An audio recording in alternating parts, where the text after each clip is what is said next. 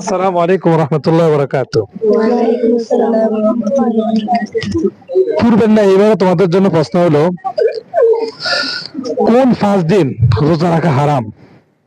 কোন 5 দিন রোজা রাখা হারাম? আল্লাহ তাআলা যে বছরে 365 দিন, এই 65 দিনের মধ্যে আল্লাহ তাআলা 5টা দিন শুধু বান্দার মেহমানদারি করাবেন। এই 5 দিন যদি কেউ রোজা রাখে তাহলে তার রোজা হবে না, তার রোজা রাখা, এই 5 দিনে রোজা রাখা হারাম। 365 দিনের মধ্যে অন্যান্য দিন রোজা রাখলে আল্লাহ তাআলা সওয়াব দান করবে, শুধু এই 5টা দিন রোজা রাখলে আল্লাহ তাআলা কি করবেন? রোজা রাখা নিষেধ করছেন আল্লাহ তাআলা এই 5টা দিন। কোন কোন দিন? চেষ্টা করে বলতে হবে, বলো। রোজা ঈদ আর কোরবানি ঈদ আর কোরবানি ঈদের লাস্টের পরের 3 দিন। মাশাআল্লাহ মাশাআল্লাহ, উত্তর সঠিক হয়েছে। তাহলে কোরবানির 2 ঈদের দিন এবং কোরবানি ঈদের পরে যে 3 দিন আইয়ামে তাশরিকের দিন বলা হয়, এই 5 দিন আল্লাহ তাআলা শুধু বান্দার মেহমানদারি করাবেন, এই 5 দিন রোজা রাখা হারাম।